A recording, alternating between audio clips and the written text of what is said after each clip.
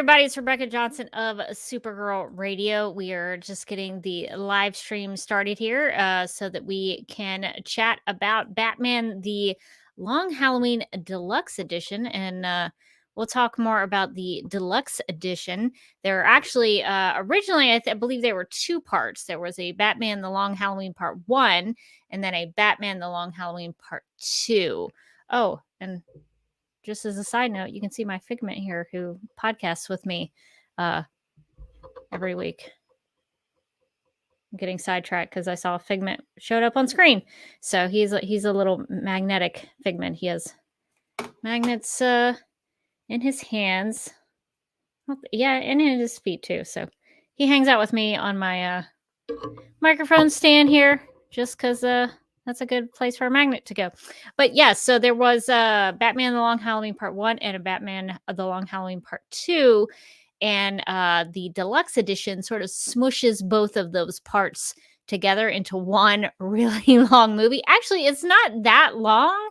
It's basically like a Christopher Nolan movie. if you like the Christopher Nolan length, or like a Batman v Superman: Dawn of Justice, it's about that long. So it's really not so different than other superhero movies these days.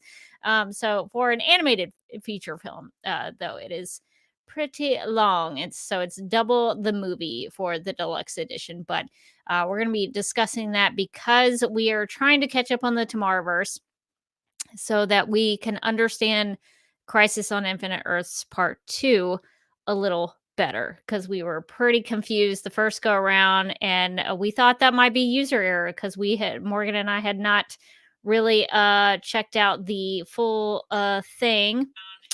And I can hear myself on. Yes. Okay. So I'm checking to see Morgan is running a little late. So yes, so we are checking out the Tomorrowverse to catch up on Crisis on Infinite Earths so that we can understand it better, and so that we can discuss it better. Because if we understand it better, we can actually have a better discussion. So we're catching up on all these movies. So if you haven't seen them, we do have episodes on let's see, Man of Tomorrow, Superman Man of Tomorrow. We have them on the shorts for Adam Strange and Commandy. The Last Boy on Earth, I think, is the second part of that title. We also talked about Justice Society, World War II Justice Society. That movie with Steve Trevor and Wonder Woman, and the sad state of Steve Trevor never getting to put that ring on Wonder Woman's finger. So we've caught up on a lot of those movies. We have Batman the Long Halloween to discuss, and then we are going to be talking about the Green Lantern movie. And I think there is one more, and I'm trying to remember the title. Somebody might be able to fact check me on that here, but I think we have like 2 or 3 left. So we're very close to wrapping it all up for the Tomorrowverse. It's pretty exciting because previously we had not really known much about the Tomorrowverse. So here we have now a playlist for you to enjoy. If you are a big fan of the Tomorrowverse, you can go through all of those episodes, and we're going to be covering those. But next week, we're going to take a brief, momentarily, we will momentarily stop for a little bit next week and the week after that, because we're going to be discussing Rebel Moon, because Stasner, who played William Day on Supergirl, everybody's favorite baker, who has a girlfriend, we think, in Canada. So he is in a Rebel Moon, and we are going to be talking about it because I'm sort of not forcing Morgan to watch a Zack Snyder movie, but we're going to discuss it just to see what Stasner is up to these days. And he's gotten a pretty big break for this movie to star in those 2 parts of that universe. So we're going to be talking about Rebel Moon Part 1 and Part 2. So we got a lot of parts coming up, and then we're going to jump back in and finish the Tomorrowverse, and then eventually get to Crisis on Infinite Earths Part 2. So we're going to be talking about that, and eventually I think there's a Part 3 that's going to be coming out, so we'll eventually get there, but I think we'll be caught up on the Tomorrowverse by then. So hopefully everything will make sense and everything will be great. I see Morgan down below. Are you ready to go? Can I pull you in? Okay, great. Thank you for joining me so that we can talk about this really long movie that we both watched. You thought it was long? I was like, give me more Batman. What if we made it 5 hours? It was basically 2 tight 90s. It was 2 tight 90s, but I experienced them as 1 3 hours. So we're going to be talking about that. We're also going to be talking about potential Supergirl Woman of Tomorrow movie news. Ooh. So that's pretty exciting. Did a lot of homework on that too. So that should be fun. But let's go ahead and get started, and we will dive into all this fun stuff. Just kidding. I hit the wrong button. Oh. This is our official opening credits. I haven't podcasted in about 3 weeks. We haven't streamed in about 3 weeks. So we're rusty. We're a little rusty, so hang in there. So now we will officially get started with Supergirl Radio.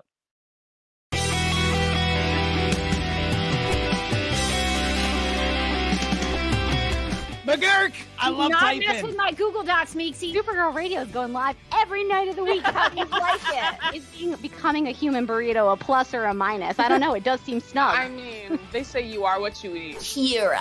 I love that. So I do a podcast called Supergirl Radio, and one of our segments is Lena Luthor, Boardroom or Ballroom, because her outfit. She looks like a boss in this coat.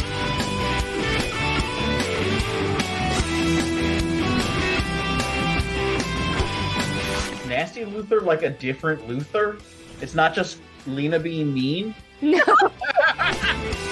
Helen Slater here. So fun to know that you're hosting a podcast called Supergirl Radio.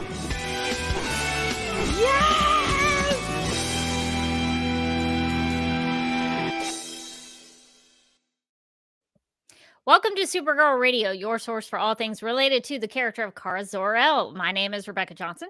I'm Morgan Glennon. And we are live and wired on the DCTV Podcast YouTube channel and the Supergirl Radio Facebook page to discuss and review the Tomorrowverse animated movie, Batman the Long Halloween. And is it so long? Because we watched the Deluxe edition, which is about 3 hours. We dove right in. So one at a time? No, not for us. We're professional podcasters. We're trying to get through this Tomorrowverse marathon. So we just gotta keep going. So initially there was a part 1 and a part 2. We just decided, since they packaged it as one movie, as one 3-hour movie, we're like, let's do it. We decided YOLO, you know? So we watched the Deluxe edition. If you watch parts 1 and 2, you can still join in. It's basically the same thing, just 2 parts combined into one. And if you are joining us for the first time and you're like, why is the Supergirl podcast talking about Batman? Well, we were very confused about the Crisis on Infinite Earths animated movie in the Tomorrowverse, which does feature Supergirl and probably will kind of prominently, depending on how they tell that story. It's a big story for Supergirl.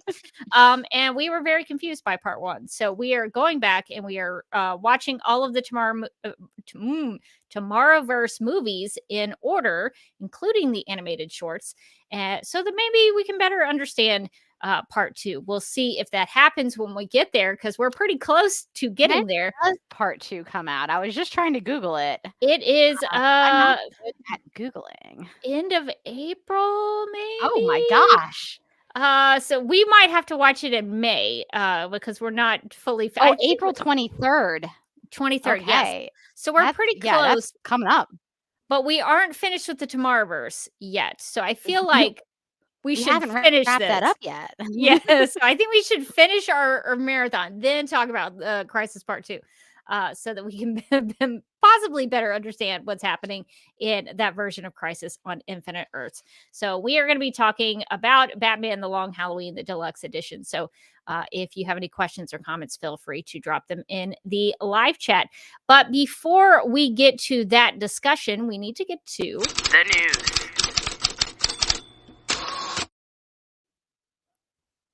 Oh, I was doing the little typewriter and I wasn't paying attention. I'm also rusty.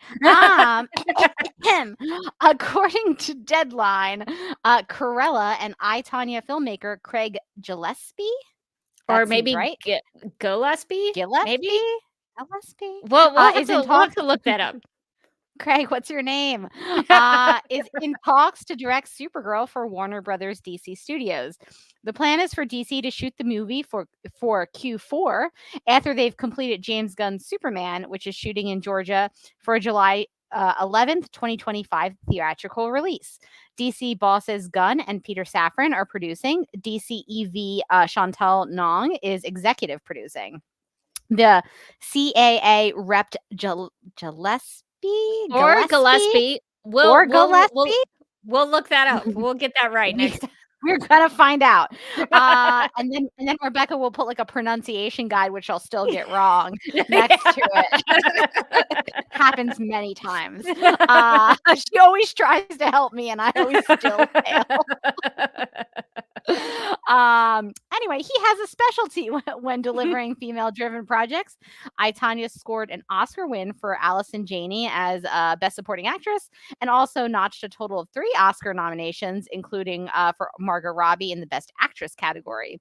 His Cruella, a solo spin-off starring Emma Stone based on the 101 Dalmatians villain, was a big pandemic Disney Plus and box office hit combined, grossing more than $233 million worldwide. The movie won an Oscar for costume design. Let's also not forget Gillespie. We'll just call him Craig right now. But Craig. Let's not forget Craig's other. We're on a first name basis because like the more I keep trying to pronounce it, the worse it's getting. But anyway, he's done other female-driven TV series like Hulu's Pam and Tommy, on which he received a Primetime Emmy nom for Outstanding Limited and Anthology Series. So interesting. Yeah, so I don't think Deadline was writing this like they were for sure he was directing this, but parts of the article were like, Warner Brothers has not responded to comment, and we've heard. And I was like, why are you writing this article if you are not 100% correct on this? Word on the street is. Because I am now getting my hopes up. Because when this news came out, I was like, I've never seen any of his work, so I'm gonna try. I haven't either. So I watched 4 of his movies over the weekend. Ooh, okay. Yeah, because I heard the buzz. You always do the homework. I have done none of it. But I heard the buzz about 𝘽𝙤𝙢𝙢𝙦, and I was like, honestly, it's off brand for me to have not seen this movie because I love figure skating. Yeah, I love me everything too. about it, the pageantry, the beautiful athleticism, but also the scandals. Yes, and so trash. the fact that I haven't seen this movie is kind of insane. Okay, 𝘽𝙤𝙢𝙢 was the first one I watched. I was alive. I'll just say I don't want to date myself, but I was alive and very familiar with this situation when it happened. And it was a big deal, and I think a lot of people in the United States were very involved in it. I was like glued to the TV about everything that was happening. When this was happening, you could not escape it. It was just everywhere. Like, even if you weren't interested in it, even if you were like, I don't like the pageantry and beauty of ice skating, there was no way to avoid. Listen, the 90s were a different time. There was like one TV station, and you could not avoid it if they wanted to make something a big story. So yeah, it was like everywhere. So 𝘽𝙤𝙢𝙢𝙢 is an excellent film. I will say, I think the title kind of sucks. I think like you could have tried a little harder than like copying iRobot. I feel like you could have tried a little harder. But is that a final twist in the movie that she is a robot? Tonya Harding is revealed to be a robot. Now that would be a good movie. We have gotten her wrong this whole time. But despite my kind of feeling like the title is a little lazy, the film is excellent. It has a real like the character work in it is very good. There's a real style to it. The acting performances are incredible. If it sounds like Margot Robbie was nominated but didn't win, she should have won. Because she made me care about Tonya Harding in a way I have never cared about Tonya Harding.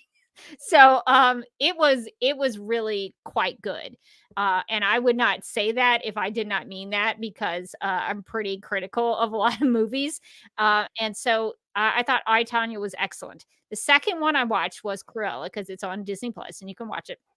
And I love Disney villains. Maleficent is like one of my favorite characters of all time. I don't want to talk about the Angelina Jolie movies. We're not gonna discuss it. But Cruella, You didn't like how she was misunderstood in that movie, and she wasn't bad at all. play like a maternal figure for Aurora. It was fine. She was the hero, you know. She was the hero all along. She was the hero we need. You know, normally she's famous for turning into a dragon and being the mistress of all evil, but she did neither of those in the movies. So I do feel like if you're really giving me a Maleficent movie and there's no dragon, I am a little disappointed. No, Morgan, there is a dragon, but it's not Maleficent who turns into the dragon. Did I forget this? Which is worse. That's like the coolest thing about Maleficent. How dare you take away her dragon? Okay, so we are on. I have a whole rant about Maleficent. So we're gonna go back to Cruella, who is the other Disney villain that they have made a movie about, and it was pretty good. I will say, I thought it leaned too much into the narration. I thought sometimes narration that can be tricky with narration, though.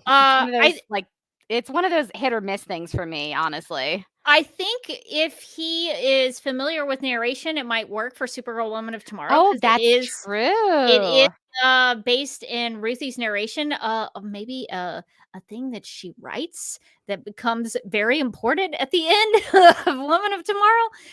But I will say I have an issue with narration where it like tells you what you're looking at. Like there's a moment in Cruella where she's like, you know, you hear the voiceover say, "And I was running." And it's like over a shot of little Cruella like running. And I'm like, yes, I know you're running. I can see that you are running. You don't have to tell me that you're running. Fully see that. Sometimes narration is a little unnecessary. But I thought, again, the film was well made. It had a real style to it. The character work was good. The acting performances were really good. So I have aside from the narration stuff, I thought Cruella was actually a great movie. I also watched Dumb Money, which is his latest one, which is about the GameStop. I wanted to see that. I didn't realize that he was the director of that. So that one was like my least favorite if I had to rank them, just because I am kind of just that as a personal thing. I'm like not really into like the stock market. Stock shorting. I mean, it's kind of interesting, but I think the character work wasn't as good in that, in my opinion.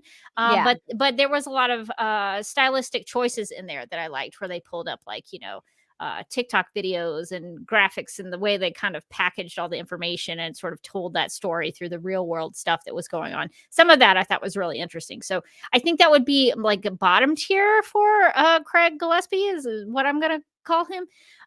But then he also has another movie on Disney Plus called The Finest Hours with he's one of the Chris's, Chris Pine, Steve Trevor. That's Chris Pine. Yes. I'm trying to like go through all the Chris's that I know. That is a movie about an oil tanker that gets kind of beat up in this big storm, and all of these guys on this oil tanker need rescuing. And so Chris Pine leads this group of United States Coast Guard folks to go out and rescue them. And it's quite a good movie. It's again, I think I, Tanya and Cruella, I think are like his top tier movies that I've seen out of the four. But I thought The Finest Hours was a good movie that had a lot of heart to it, and some of the visuals with the rain and the water was very, very interesting. The way he slowed down some of that stuff so that you could see the waves hitting them and stuff. So I actually, after watching those four movies, I was like, please let this guy direct Supergirl Woman of Tomorrow. I really hope this happens because he is a film director. I was worried that they were going to get like a TV director who has like done like one independent film. So I was a little worried that they weren't going to get like a genuine filmmaker. This guy is a genuine filmmaker and he knows what he's doing. He's very good at it. Like the article says, he's even though he is a man, potentially directing a movie about two females, he has a good track record with I, Tanya and Cruella. He can tell a story about some ladies because Cruella, like the two big leads in that are two women. Cruella and Emma Thompson's character. What is her face? The Baroness, I think is what they call Ooh, her. Yes, fancy. you would love Cruella. I think that I would like that. I remember when like the trailers for this were coming out. I feel like I remember this specifically because they must have had some sort of deal with Freeform, the TV station, where they like were just like inserting random Cruella product placements into their shows. And I was like, Cruella, I don't know. I feel like I'm into it. And then the pandemic happened and I missed it. Yes. But I feel like I would like that one. I've heard good things. I hear it's like fun. So Yeah. It's a good movie, and what I think is good is that they're solid movies in terms of the storytelling too. Like they are really solid in that. So I think he is a very competent, actually very visually interesting director, and really can direct his performances and get something good out of his actors. So I think this is better than I thought it was gonna be. So I'm actually I'm actually quite happy if this is if Deadline is correct and this guy directs Supergirl Woman of Tomorrow. I think he could do it. I think he's very capable. I see a question in the chat from Lingonberry who says, "Do we think he could do sci-fi, which Woman of Tomorrow is?" Yes, I think he could. He's done a lot. There was some visual effects in Cruella, and even in Tanya, they had to do some visual effects with the triple axle because Tanya Harding was famously one of the only in the world who could do the triple axle, and so have to be pretty strong to do it. Margot Robbie is like not really doing that, so they had to work with some special effects. Although she did skate a little bit, I think. Margot Robbie's amazing, but she's not triple axle good. So he's done effects with Cruella, and even in that Finest Hours movie where they had to like recreate this terrible storm and this bad weather that these guys were going out in. I think he's pretty competent with effects, and all of those movies have a different genre it was playing into. So I think he can play with genre. Hopefully he'll understand the I'm not worried about the sci-fi aspect. I want them to nail the Western part. I think that is, to me, that's more important because that really gets to the heart of like the revenge drama and the true grit that it was inspired from. Yeah, I think stylistically the Western is is maybe even more important than like the sci-fi because it's very Western influenced. I think you could do it with like less sci-fi influences and more Western, but I don't think the opposite is true. I don't think it works without that sort of Western framing. Yeah, you could maybe cut out the dinosaur pond if you wanted to, but I think why would you though? The dinosaur pond is one of the best parts. But I think you have to really nail the Western part of that, and I think this guy truly is a very competent filmmaker. So I think this is maybe best case scenario. So I would be actually very excited if he went through this. So I hope they have like retained him. They have gotten that contract signed. He's ready to go. I hope that is the case. Do we have some other thoughts in the chat about our new director friend? I feel like we have some. Let's see. Brian thinks it's pronounced like Dizzy Gillespie. Maybe so. Okay. Makes sense. Let's see. Lingonberry says, I never saw those movies, but I did appreciate Craig wearing a newsboy cap in all his photos. He has a vision. Very stylish. It's a good hat. It's a good hat. and Cruella was a fashion movie. And what is Supergirl if not fashionable? So I actually got it there. I actually there was a like a Disney wardrobe exhibit in my neighborhood art museum. There were lots of security guards around this exhibit. But what did they think you were gonna like take one of the outfits and walk out with it? I guess so. Steal some boots or something. But some of those Cruella outfits were there, and that was before I saw the movie. So I wish I'd seen it before I'd actually gone to see it. But yes, Cruella the movie is actually all about fashion. So Morgan, that I don't know if that makes it more appealing to you, but it's basically like two fashion designers like dueling it out with I'm fashion. there. Fashion drama. Okay, now you're speaking my language. Yes.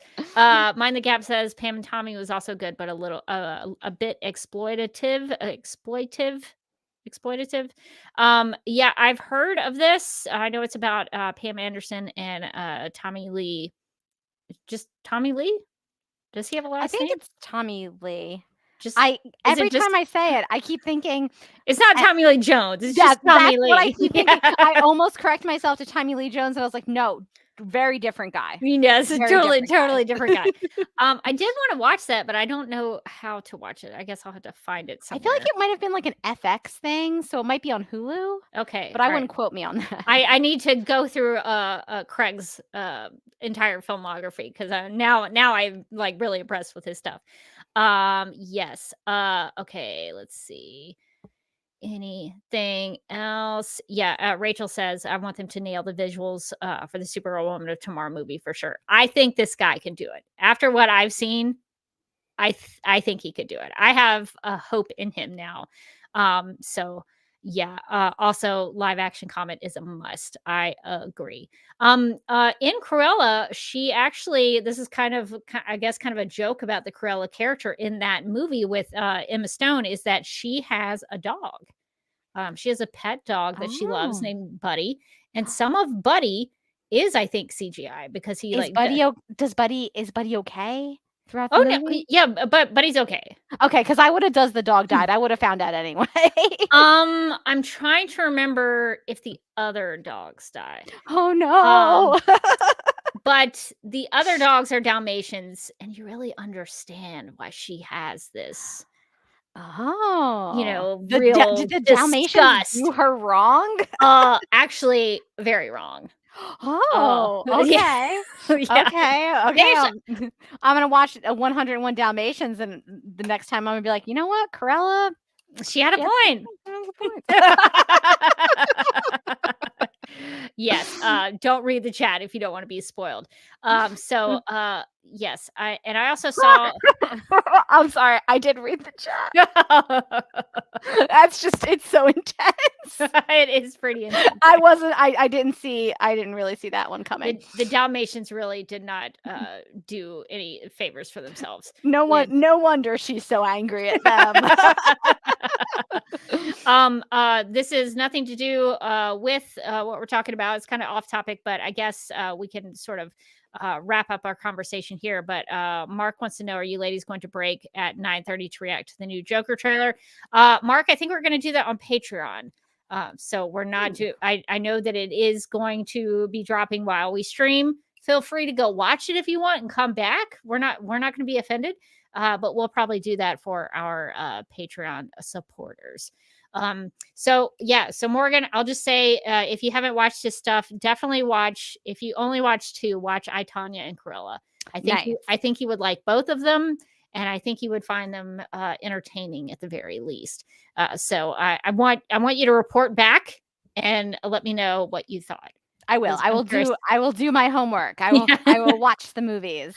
It was funny because people were asking me about, what I thought about the potential director, and I was like, I don't know. I've never seen his stuff, so I had to go watch it. So a lot of his work is available to consume. So if you want to go watch it, you should do it because I thoroughly enjoyed all of the homework I did over the weekend. Okay, well, Morgan, do you have any other thoughts before we go on to our main discussion? I'm excited that they're to the point where they're talking directors. It makes me think like, all right, we're moving along. It's real, people. We've been burned so many times before that like until they start shooting, a part of me is still scared that something could happen. Anything could happen, and we'll have to wait like 100 years, like we did for the Flash movie, the greatest movie of all time. But I think this one's gonna happen. I feel confident. I feel proud. Like with the Flash movie, I'm not gonna fully know it's really happening until I'm like I have a ticket and I'm eating popcorn in the movie theater. because they could make a trailer and then be like, well, we're gonna just reshoot it all, or we're just gonna cancel this movie, That's true. or like what they did with Batgirl. So I'm like on edge Oh, with some of that's this stuff. true. So they could shelve it if they Just don't like it. just because they filmed it doesn't mean they'll release it. Yeah. So I'm gonna be on edge until it's in theaters and I have a ticket in my hand. I don't want it to be like Supergirl woman of tax write-off. So Oh my gosh, I would be so upset. you crossed. Could you imagine? I would cry. I would be so This upset. podcast would riot. It would be bad. But yeah, it's exciting. Things are moving. We have a screenwriter, we have a director, and most importantly, we have a Supergirl. We don't have a Ruthie yet, but once we get a director, I assume that is gonna be casting will be underway. Yeah. So very cool stuff. All right. Well, I guess we will move on to talk about another movie that we came here to discuss as we continue to go through the Tomorrowverse and doing our marathon to sort of catch up on the movies that we missed. We are going to be talking about Batman: The Long Halloween, the Deluxe Edition. And the YouTube description for this one, I thought this one was a little more thorough, so I pulled it from YouTube for this. It reads, quote, held hostage by two warring crime families, Gotham City is rife with crime and corruption. Adding to the chaos is the mysterious holiday killer who has been targeting the underworld and leaving a trail of terror and body bags. As Batman, James Gordon and Harvey Dent race to solve a deadly puzzle with ever-increasing stakes, a breach at Arkham Asylum draws Poison Ivy, Scarecrow, and Mad Hatter into the game. Based on the critically acclaimed graphic novel, this deluxe edition of Batman: The Long Halloween seamlessly combines both feature-length parts into one epic saga, unquote. So yeah, we watched the seamlessly combined two parts into one epic saga for this podcast episode. So Morgan, I guess one of my first questions is had you read Batman: The Long Halloween, like the comic book? Because this is actually based on a comic book written by Jeff Loeb with art from Tim Sale. And so I was curious if you had read it.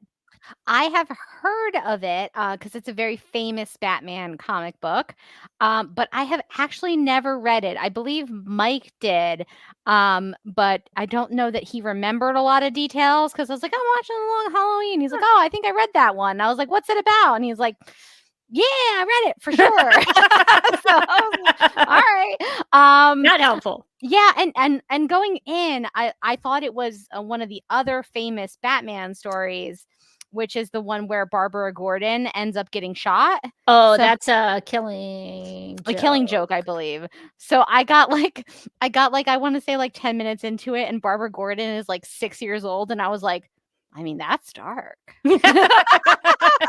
And then very quickly realized it was not the one I was thinking of. I was like, oh, that's the other kind of famous Batman story. Yeah. All right, cool. This is an adventure for me. I don't know what's gonna happen. Yeah, I could imagine how disjointed that might have felt if when you encountered young Barbara Gordon there. I was like, oh, she's so small. Oh no. It's cute that she wants to dress up like her dad for Halloween. Yeah, so I had read this a long time ago, and I think I let a friend of mine borrow it when I lived in Georgia, and I never got it back. That So is always the danger of lending people things. It's like, oh my God, you're gonna love it. Tell me everything that you thought when you read it, and then give it back. And they're like, yes, of course. And then like 3 years later, you're like, they just never gave that back, did they? I bet they didn't even read it. So who knows where that copy of The Long Halloween is, but I did remember enjoying it. There are some differences between this animated movie that we're going to be talking about and the comic book. Some of the major beats are the same, but the reveal of the killer is a little bit different. So we can talk about that when we get to who the holiday killer or who Holiday is. We'll talk about that. So Morgan, when you watched this movie, were you interested in the story? Were you like into it? Did you see it as like a mystery whodunit? Like what was your first impression of it when you finished it? Yeah, I actually was into it. So at first I was like Oh boy, 3 hours because we were doing the deluxe edition. Again, you made a good point earlier that if we had watched them one at a time, it would have been a tight 90 each. But together they're quite long. So I was like, oh boy, okay, here we go. I can do this. But as I was watching, I started to get into it. I was like, okay, well, and I started to have theories about who was the killer, and I was like, I bet it's this person. I bet it's that person. Tell me your thought process, your speculation. Initially, I was absolutely sure that it was Harvey Dent. I was like, it's definitely Harvey Dent. He's going through a dissociative thing where it's multiple personalities, and he doesn't know because the other personality is doing it, a two-face situation. I should have brought a coin. I didn't bring a coin to flip. Only the faces or the different faces of his personality. I was like, it's thematic. It's metaphorical. I was wrong, but still made sense though. Still made sense to me. And then my second theory actually kind of weirdly turned out to be closer. I was like, I bet it's his wife. But then you see the person a couple times, and I was like, well, that looks like a man. So then that threw me off, and then I was like, oh my god, who is it? Who's even left? And I'm trying to look at the other suspects. So yeah, they did get me into the whodunit. I was like, who could it be? At one point, since I read it so long ago, I couldn't remember who the killer was. And so I was kind of doing that same thing too. I initially, at one point, thought it was Alberto, who was Carmen Falcone's son. I thought he was a little sketch at points. He was a little sketch. Even Batman thought it was him. Batman was like, I got you. You went to Oxford. Oh, look, Bunsen. Oh. Did he have thoughts?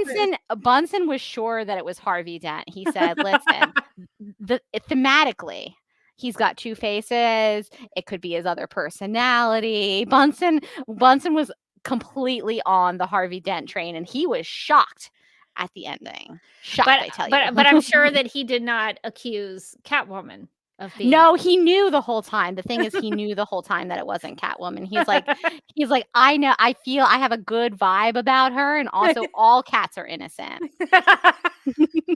Whatever they did, no, they didn't. So there were lots of speculation. Even the movie sort of points out that maybe this is Batman's first foray into detective work. They kept mentioning you're not that great of a detective. And I was like, geez, y'all stop coming down on Batman. You're gonna have to be a detective now, Batman. I was like, isn't that sort of his deal? Doesn't he do that all the time? He's like the greatest detective. I feel like they should have had him just to establish where we were in a timeline. They should have had him be like, I've never detected before. And then I would have been less confused about all these people being like, you're not a good detective. I wanted him to be like, that's sort of my whole thing. But he was like, well, that hurt my feelings. They were pretty harsh on Batman. I know. Honestly, a lot of people were really mean to Batman in this one. I know. And I didn't like it either, Bunsen. Batman, he's such a delicate flower, really. If you get a layer below the surface, he can't have all that negativity. He's got a lot of childhood trauma. Well, he does have that. I think, though, he really channeled it, though, because by the end of it, he figured out who it was. He did. So, Morgan, I have a question that I'm very curious to hear your response to, because I had some kind of big feelings about it. Because I don't think this is how... I can't remember. I don't think this is how the book ends. Mm-hmm. So I think they took a little bit of a different take on the animated movie. So Batman figures out, spoiler alert, the killer in the animated version is Harvey Dent's wife, 𝘿𝙬. She is Holiday. To my understanding, she was the one. That is what I understood as well. I feel like if you then went back and rewatched the movie, and you saw all the scenes where Holiday shows up, you would notice that it's not her. But that's just my perspective. Because again, I was suspicious of her early in the movie. Yeah, it didn't look like her. It didn't look like her at all. Now, listen, maybe she's a master of disguise. I feel like I would have wanted that like a little bit more established in the text to kind of justify it to me, because I did early on. There's a scene where Harvey, after the house blows up. So this is like pretty early. I have questions about that too. Okay. We'll come back to it. This is pretty early in the movie, right? And this is where Bunsen really thought that Harvey Dent was going to become Two-Face, and he didn't. And boy, did that surprise Bunsen. Oh, yes, the explosion. I thought it was going to happen then too. Yeah. I was like, okay, this is the moment. That's what Bunsen thought. Not me, right? That's what Bunsen thought. But it wasn't. But there's like a moment in the hospital where there's some flowers that come from the like the Falcone family. Yeah. And she is like, really weirdly suspicious about it. Like she has a weird reaction, like she walks out of the room, and I was like, oh, it's her. But then so I, like, within the first 15 minutes of the movie, I correctly called the killer. But then the movie made me question my own reality, much like it made Batman, you know. I am not as good of a detective as Batman, who was also apparently not as good of a detective as he will be in the future in this movie. And so like when the killer shows up for the first time, I was like, oh, that's not her. Never mind. But yeah, so they really threw me off. I would like some explanations on why she didn't look at all like herself. I also want explanations on how they survived that house explosion, because they were walking right into it. They were really close, and it was a pretty big explosion. That feels like you should be dead. But anyway, so we get to the end. We find out that 𝘿𝙚𝙤𝙛 Dent is the holiday killer, and she is tossing evidence of her crimes into this furnace to burn it, so she can get rid of all of her misdeeds and all of her connection to these killings. She's throwing away pictures and the weapon and all this kind of stuff. And Batman comes in and he wants to talk to her. He's like, hey, I know it's you. I'm a good detective. I figured it out. It's definitely you. And he stands there and watches her destroy all of this evidence right in front of him. And I did not care for that. I think that's a very strange thing for Batman to do. Now, granted, I realize that previous to the scene, Harvey turns himself in as the holiday killer. He confesses and admits guilt to all of these crimes. Even though really and truly he only killed Carmine Falcone and sort of indirectly kind of kills, I think, his daughter. And I don't know officially if we know he killed Carmine's sister, Carla, or not, or if that was 𝘿𝙚. I'm not really sure who killed her in the elevator. She gets murdered in the elevator. Yeah, that wouldn't have been... Yeah, that wasn't 𝘿𝙚, was it? It probably was Harvey. Yeah, they kind of bust up into that party. But so he did kill some people, but I think he clocks it in one of the scenes where they talk about the holiday killer and how they found the weapon in the basement. And I think he comes to this realization that, oh no, it's not mine, so it must be my wife's. And so I think he gives himself over to Gordon and Batman as a way to cover up for her and to sort of sacrificially take her place so that she doesn't have to go to prison or face judgment for this. So they already had a guy they were charging for those crimes. So yeah, I get that, like, they had their man, but it seems out of character for Batman to be like, well, I guess I'm just going to participate in this cover up. Yeah, I thought it was weird. She was like, she even says, like, I guess you're going to take me to jail now. Like, fully kind of like, okay, you know, it's up. You know, the Oxford pendant gave me away. Just really proud of my school. Alumni power. And she's like, I mean, you're gonna, obviously I'm cooked now, right? You're gonna take me in. And he's just kind of like, well. And then, like, the next thing we see, he's like hanging out with Alfred, like giving out chunky candy bars or something. Choco chunks. And you know what? I'm going to be honest. I know this is controversial, but I'm just going to say it. Those look like fun size. And I'm like, sir, look at your house. You're like a billionaire. You're a billionaire. You can give out full-size candy bars. You're going to get like one trick-or-treater the whole night. You're really going to get fun size? You're a monster. A monster. And Albert seemed really excited about the trick-or-treaters. Like, why would he go out all out for it? Batman is like, you know what gets me really hyped for Halloween is like letting murderers just kind of get away with it. It's a spooky time of year. Because I don't think that's how it ends in the book. I think she's just by herself and she destroys the evidence. So Batman in the book, I don't think is there with her. Mind the Gap says, in the comic, Harvey took the blame and the book implies it's 𝘿𝙧𝙀, but Alberto killed one person. So that's the other big difference from the book to the movie is that there's like kind of three people who are responsible for the holiday stuff. But in the movie, it's kind of put all on her, even though Harvey takes some of the blame away from her. So yeah, so those are kind of, I think, the biggest differences in the adaptation versus the book. But I thought for the most part the adaptation was really good. I think the films, I guess these are two parts smushed into one, but the deluxe edition I thought was a great adaptation of, this is one of, in my opinion, I guess we're kind of getting to like overall thoughts kind of early, but I thought this was one of the best DC animated movies I've seen in a while. Yeah, I agree, actually. I came into it, again, I came into it knowing I was going to have to watch it for 3 hours. So honestly, it came in, it was starting from behind for me because I was like, frankly, this is too long. But I found myself really enjoying it. Like, did it need to be 2 parts? Maybe not. Maybe not. Did it need to be like 3 hours?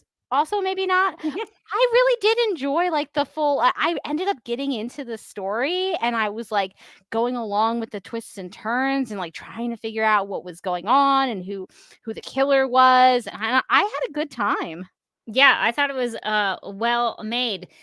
So do you have any questions that you wanted to address about the movie, or did you have any like particular thoughts? I didn't really have any one way to get into the story, but did you have any specific things that you wanted to discuss? Actually, Mind the Gap brought up something interesting that I was even going to mention, which is Mind the Gap says, you may notice that both the Dark Knight and the Batman took elements of the Long Halloween. And that was something I thought about while I was watching, is that realizing as I was watching the story, knew it was an adaptation of the comic book, that those 2 movies had taken bits and pieces of this comic story, because I was like, oh yeah, like something similar like that happens in, like, say, The Dark Knight, or something similar like that happened in the recent Batman movie that came out with Robert Pattinson, where they're, you know, the crime families were kind of like a bigger part of it. And like the Harvey Dent story did kind of reminds me of The Dark Knight in some aspects of it too. So I thought that was cool, being able to kind of see the bits and pieces that they took from this story to move into some of the like the live action Batman movies that have come out in like the last, you know, decade or so.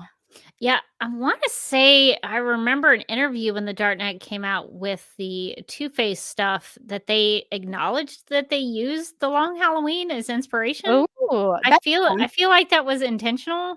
That's been such a long time ago now. Oh my gosh, 2008. I don't want to think about. That's why I was like in the last decade, and I was like, "Ooh, is it even?" Is that 16 years ago? Suddenly, my back just starts hurting. How did that happen? Yikes! Yes. So that was quite a long time ago. But yes, there are some adaptations in live action film that have borrowed from this as well, because it is considered, to your point earlier, this is one of the great all-time Batman stories. I guess we could talk about the voice performances as well. Rachel asks, is Jensen Ackles still Batman in this one? And the answer is yes, Rachel. He is a Batman and Bruce Wayne in this one. So Morgan, what do you think about Jensen Ackles as the Dark Knight? I thought he was good. I thought he did a good job on this one. I think he's done a couple of these now, right? Yep. He's been this version of Batman in this string of movies. And I think he's a good Batman. He does a good Bat voice. He's a good Bruce Wayne. I thought the voice performances overall were very good. I had an issue with, like, within the first 10 minutes, I was like, I don't know about Harvey Dent. Uh, I was like, oh, I don't know about this performance. But I feel like as the movie went on, it like the first couple scenes where he's like really like fired up, the voice acting was like a little voice acting-y where I was like, ooh, we're just like, we're doing it, we're going large. But then like I'd say within like the first half of the movie, it evened out within the first, I'd say, the first couple scenes. And then by the end of the movie, when he was doing Harvey and Two-Face, I was like, oh, okay. This is obviously why they got this actor. He's doing a really good job with both of those things. Like when he's going big, now it's really working. Whereas like in the beginning, when he was going big as Harvey, I was like, what's happening here? Harvey, calm down. Yeah, I think that the contrast between the two was much better in that sort of second half. It what would have been part two, but for us, it was just the latter part of the movie. Just the later part, just the end of our journey, not the beginning. So Harvey and Two-Face are voiced by Josh Duhamel. How do you say Duhamel? Duhamel? Yes, I think I've Duhamel heard it sounds right. said. I could not remember how to pronounce it. Yes. This is the only time in the history of this podcast that I know how a last name is pronounced. This, I'm glad. This is my moment. Duhamel, yes, that is correct. He's a good actor. I like him. I don't think I've ever seen him in anything I did not enjoy him in. So he, I thought actually did a pretty good job, especially when he got to really let loose his Two-Face. I thought he did a great job balancing those. But Jensen Ackles, like I wasn't like I've only seen him. I'm not like a Supernatural fan, so I can't speak to that. Although I know Supernatural ran for 100 years and people love it. It's just too overwhelming for me to even start to get into. But I do remember too many seasons. It's too many episodes. And I heard at the end of Supernatural, like God is the bad guy, and I was like, nope, not doing that. So I don't know if that's true, but that's what I heard. So that's a no for me. But I do remember seeing Jensen Ackles in Smallville, and I wasn't like super impressed with him in Smallville. But as Batman, I think he's really good. I think he's done a really good job as Batman, very believable in both Batman and Bruce Wayne. I never questioned like that this guy was Batman. I never once thought, oh, he's being really Jensen Ackles right now. Like I never Yes, I agree. I never heard Jensen Ackles. I heard Batman.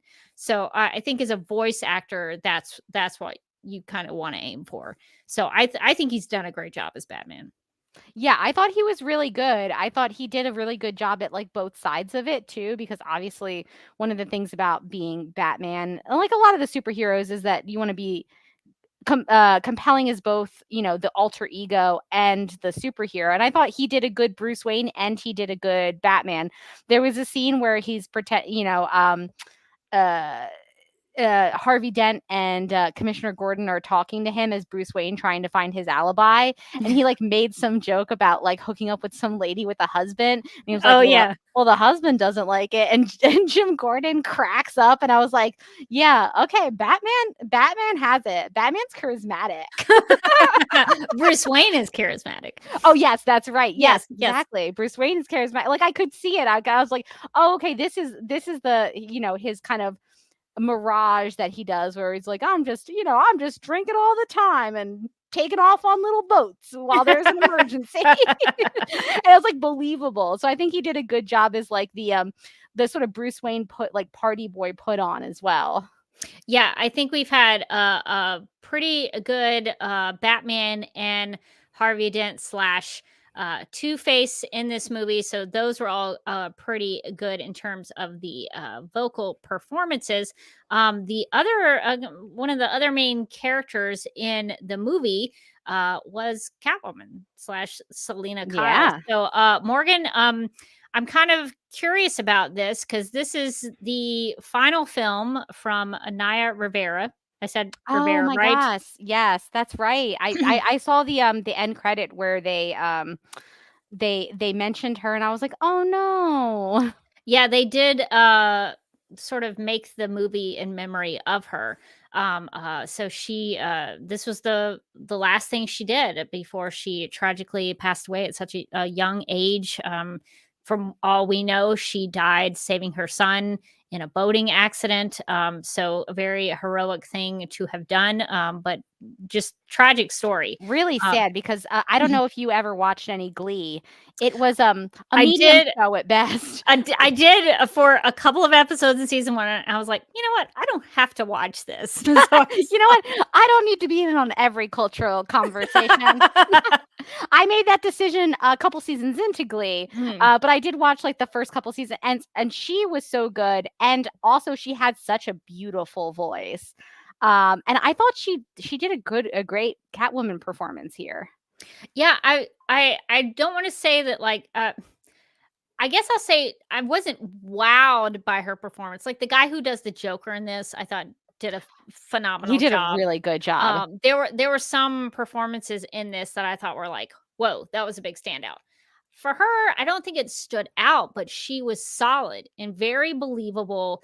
And for the part that she had to play, I thought she did a great job interacting with Jensen Ackles' Batman. I don't know if it was one of those cases where they were recording in the same room at the same time. Sometimes they'll do that for animated stuff instead of like recording, by themselves in a booth somewhere. Even though I wasn't like, wow, that was the greatest thing I've ever heard. It wasn't like that for me, but I thought she was really good. So I'm sad that this was her last film, but I thought she did a great job, and I really enjoyed her version of Selena Kyle and Catwoman. Yeah, I thought she did a really good job. I like after I didn't realize it was her because I did look a couple people up like as the movie was going. I bought the movie on Amazon, and the X-ray feature on Amazon on like the Prime Video is usually very good, but it was very bad for this movie. So every time they were like, it would be like a scene with two characters. It would be like, say it was like Harvey Dent and Batman, and then you'd X-ray it, and it would be like, here's the actor playing that's doing Solomon Grundy, and I was like, he is not in this scene. But why don't you have the actor who's playing Harvey? I don't understand. Josh Duhamel. Josh Duhamel. The reason I know this is because I had to look it up. Yes. Like, so every time I did an X-ray to find out who the voice actors were, they never, no matter how many scenes she was in, she never came up in the voice cast. So it was actually a surprise to me at the end when that card came up. And now in hindsight, I was like, they couldn't have made Catwoman sing like that. If I knew I had Naya Rivera, I would have been like, and Catwoman likes to sing at a nightclub sometimes. And you're just gonna have to do that. That's how she meets Black Canary. Exactly. They're in like a band together. That There could be you the go. story. You've just written a Birds of Prey story. Boom, done. Anyway, I'm just saying it was a missed opportunity. But she was good, and I'm just so sad for what happened to her. But I think this is kind of a good, if this had to be her final performance, I thought it was a good one. Because I liked the interplay between Batman and Catwoman. I'm a big, if I had to be a shipper of a relationship, I don't really like the word shipper, but if I had to be one, I'm a bad cat shipper. And so I really liked the way that they played it up. I think it might have even been a little different from the book because they both know each other in the animated version, in the deluxe edition that we watched. Selena and Bruce both know each other's identities as Batman and Catwoman. So they know who each other is, and they've kind of had a little bit of a relationship, trying to, define it a little bit. They're not really sure what to do with it. And by the end of it, I think they sort of try to give it another go because Selena's there when Alfred's giving away that cheap candy. And she's like, let Alfred have this. And I was like, that's right, Selena. No one can be mean to Alfred. There was one point where Batman is like in the Batmobile and he's driving around, and Alfred is like talking to him, and he just hangs up on Alfred. He's like mid sentence, and I actually gasped like out loud. only watching by myself, and I went, oh, no, he didn't. So I appreciated that Selena was like, come on, he's excited. Be excited. Well, there were some good little moments between Alfred and Selena that I did enjoy. Like when Thanksgiving comes around. If people don't know, The Long Halloween is a story where we didn't really kind of explain this, but that's true. It's a story that takes place over the course of a year from one Halloween to another Halloween. And in between, there are these murders that happen in big holiday moments and dates. So there's like a thing that happens during Thanksgiving, and one during Christmas, and one during New Year's, and one during Valentine's Day, and one during St. Patrick's Day, and April Fool's, and I'm trying to think of some other thing, 4th of July. So all of these big Mother's Day, Father's Day, all these holidays, there's some crazy big thing that happens for all those things. But during the Thanksgiving moment, Selena is at Wayne Manor with Alfred, and they're surprised to see that Batman has taken some of the Thanksgiving meal to give it to Solomon Grundy, which I thought was a very sweet gesture. I thought that was so cute. I also just kind of like Solomon Grundy. Like, please explain to me why you like Solomon Grundy. I don't know. I just felt like no one was being nice enough to him. And like he lives in that sewer. It looks like a little gross. He's eating rats. Like, it's not great. Batman's got that whole giant house. He couldn't give Solomon Grundy like one of his 50 rooms, sir. What if Solomon Grundy likes the sewer? Maybe he just really likes it down there. Maybe I'm judging. He's like, I like it here. But then I feel like they just kind of roped him into like an evil scheme. And then I was like, well, don't hurt Solomon. I don't think he knows what's going on. I was just like Team Solomon Grundy the whole time. I also felt like Harvey Dent was being like a little mean to him. He was telling him my name is Solomon Grundy. I was born on a Monday. He like did this whole little rhyme, and I was like, listen. No one asked you to gild the lily there. No one asked for the other days of the Harvey week. kind of ad-libbed like a yes and in that situation. And Solomon Grundy was like, no. I said what I said. And I was this is my thing. I respect that. Firm boundaries, Solomon. Firm boundaries. Yeah, that was like a little odd couple thing that Solomon Grundy and Harvey Two-Face were having in the sewer. It was a little strange. But yeah, so a lot of pretty much I don't want to say everybody in the Batman Rogues Gallery, but a good chunk of them were in this. We had Poison Ivy. We had Poison Ivy voiced by Katie Sackhoff. I thought that was fun. She did a great job. Amazon wanted to tell me about that one. Oh, really? Okay. Yeah, it told me about that one, but not who Catwoman was voiced by, who was in it way more than Poison Ivy. Poison Ivy does take over Bruce's mind for a couple of months to get him to decide. I know. I thought it was really funny that it was like a couple of months. Like nobody wants to know what's going on with it. He's like signing away his whole company, and no one else was like, "Hey, anyone want to check in on him?" I beg you to make one additional friend. Yeah, Catwoman did. Was following them around a little bit because I thought she thought something was up. But Alfred also was taken over by Poison Ivy, so brutal. Alfred couldn't even help him out. So he was really having trouble with Poison Ivy there. Mad Hatter and Scarecrow were a delightful duo in this one. I love Mad Hatter. Hope to see more Mad Hatter in the future. He underrated Batman Rogue Gallery. Remember, Joker, of course, caused some chaos with some planes that he didn't know how to fly, and some toxic gas that he wanted to get put on everybody in hoping to kill Holiday, because he found Holiday to be a competitor for him in the homicidal maniac category. So he tried to kill Holiday as well with that toxic gas. Unsuccessful, though. Batman put a stop to that. The Penguin was also there. Solomon Grundy, Two-Face. In the book, the Riddler makes an appearance for April Fool's Day. But that was not here. They removed the Riddler from this one. I have to say, my second favorite character after Solomon Grundy was Calendar Man, who I felt got a very raw deal in this one. Okay, first off, the whole thing is about his thing, which is days of the week, days of the month, days of the year. So first off, you think like you got to get Calendar Man in this. You got to get him in there.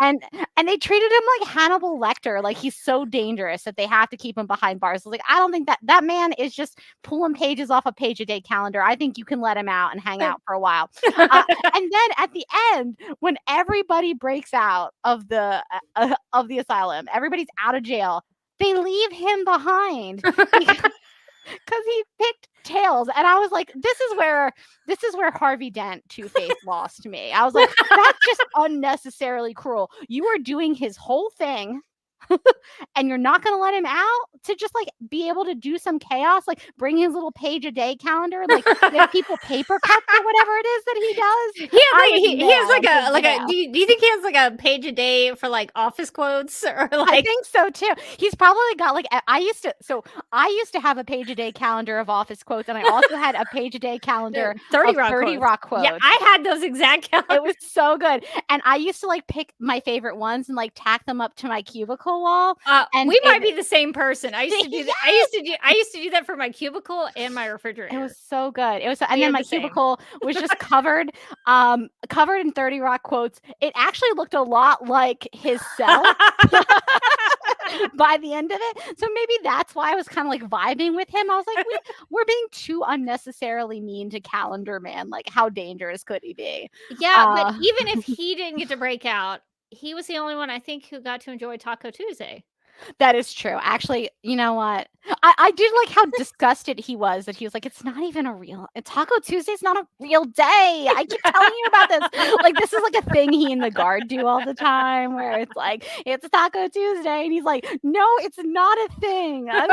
This doesn't mean anything to me. Those tacos looked good, honestly. I mean, even if it's not official, Taco Tuesday.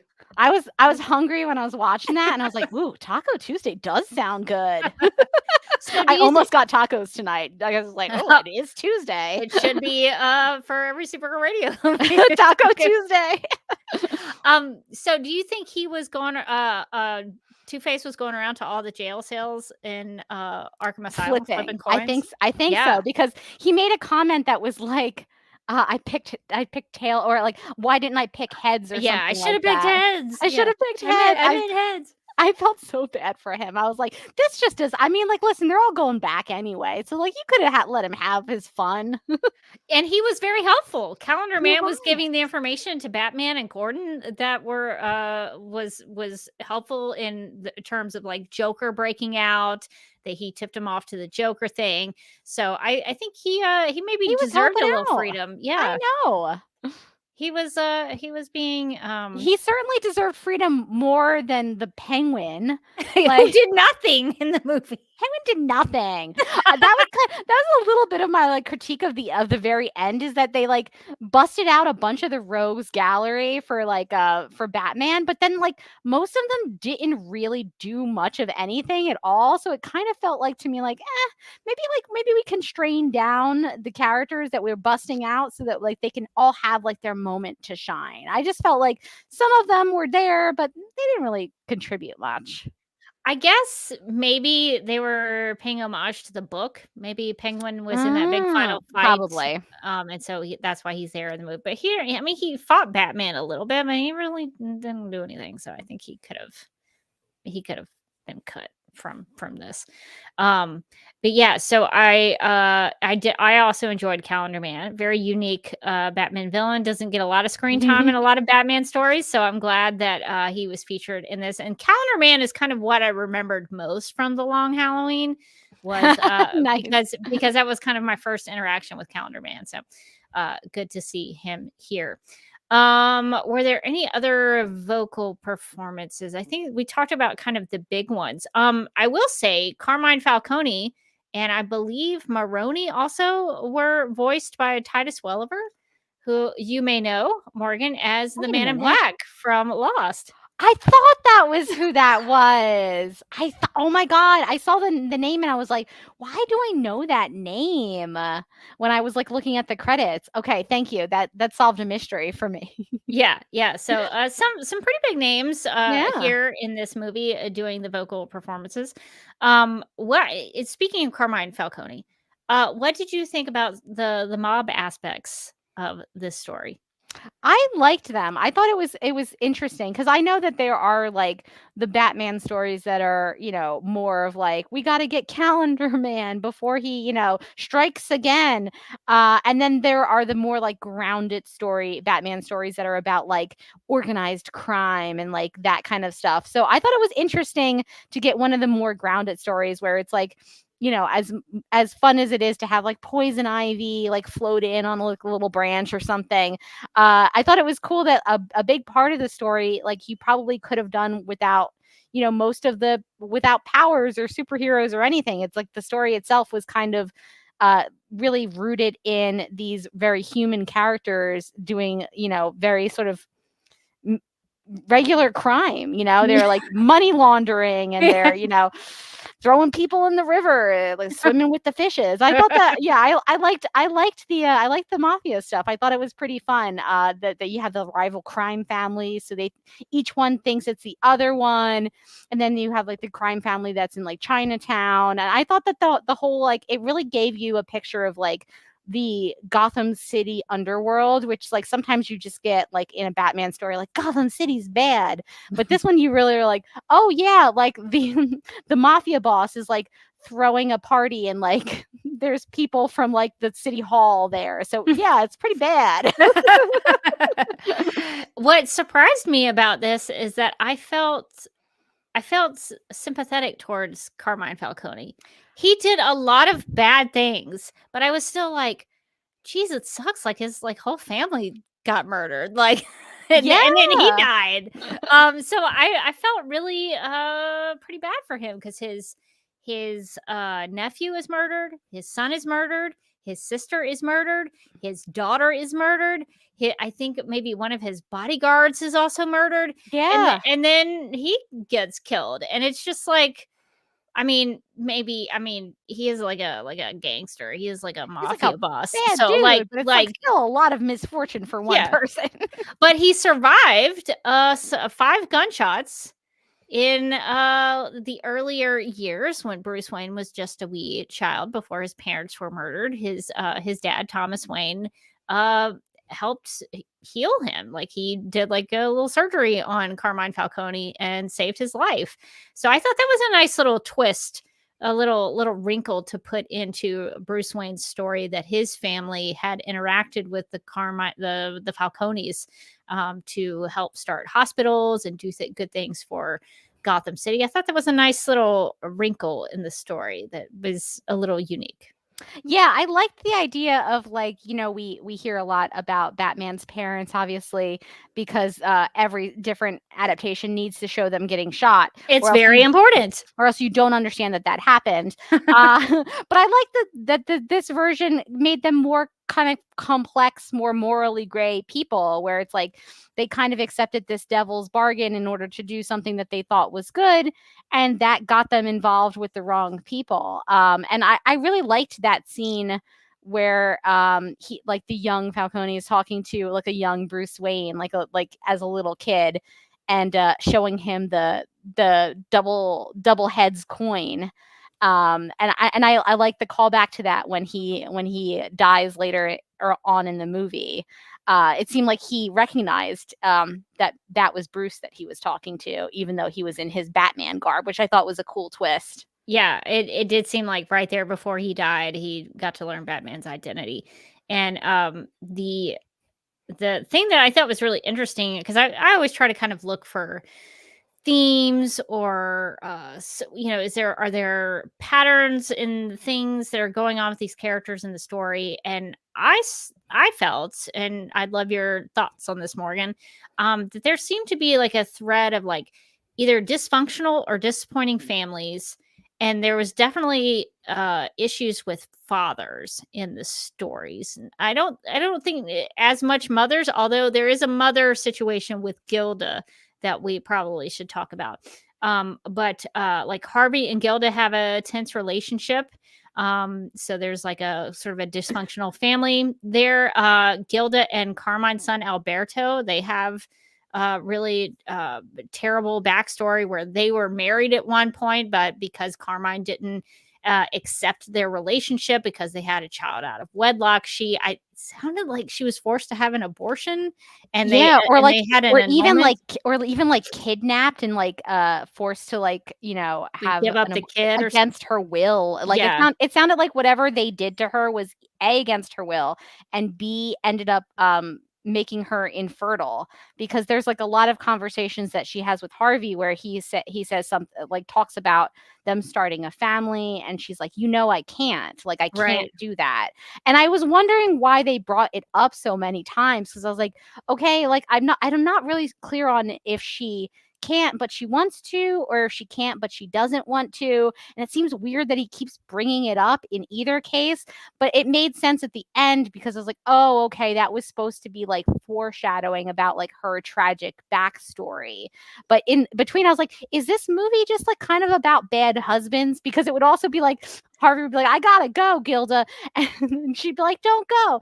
And then like it would cut and it would be Jim Gordon being like, can't take the kids trick-or-treating. And I was like, are there any good husbands in Gotham City? Or That's true. You could also look at it from a husband point of view, because then Alberto was a terrible husband. Also a bad husband. Also a bad husband. Bruce Wayne, kind of a medium boyfriend. Like, I don't or was he a great boyfriend to Poison Ivy? He was a fantastic boyfriend of Poison Ivy. She was like, sign this, darling, sign that. They seem to be having a great time. Hang with me in the weeds here. I'm trying to what I was going to say about Gilda is that I think the tragic backstory of her baby that she said like got taken from her womb, I think was also a reason why Holiday used the gun with the baby bottle nipple thing. Yes. So I think that's also like a tease as to who the killer was. So I think that's sort of referencing her story, but you don't find that out until much later as to why Holiday used a gun with that as a silencer, an effective silencer. So I'm glad you pointed out the husbands as well, but like families definitely, like there's obviously the Falcones and the Marconi families. I mean, you even get to meet Marconi's dad, who is like retired from the mafia biz and is just like, Maroney, not Malconi. Maroney, you're right. Yeah, he's just kind of chilling out in his winery and gets taken out, which I was like, oh man, he was Ramaconning it, like. And with so bad for him. What did he have? What are those little desserts? The cannolis. Yes, and he was really mad.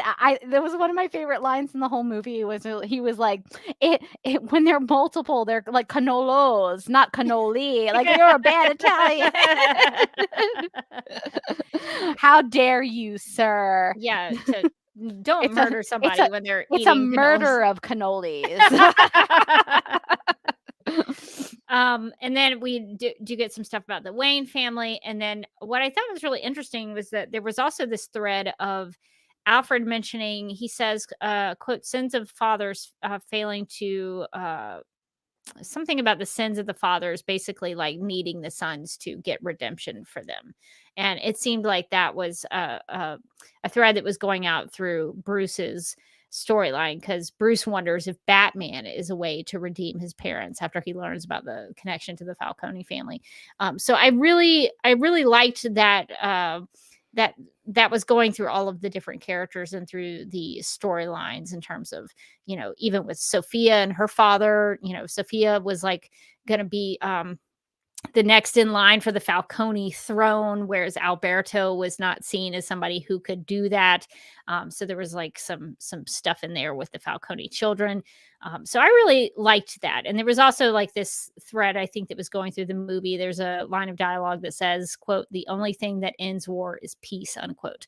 So I thought that could have been something that would go in terms of like the duality of things. So lots of twos and doubles. Of course, you get a Harvey Two-Face story, and then you also have that kind of thread that goes through it in the dialogue where people talk about two heads are better than one.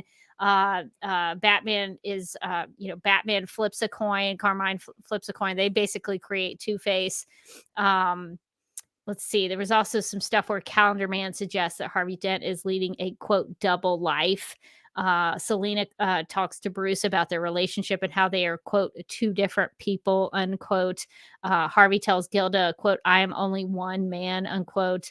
And then even Alfred tells Bruce that quote your parents believed that there were two ways to look at everything unquote. So in addition to the themes, there was a lot of a double talk and twos and pairs, and I thought that was pretty cool in terms of the dialogue. Some of the Two-Face like references could be a little trite, but it's a Two-Face story, so I think it fits.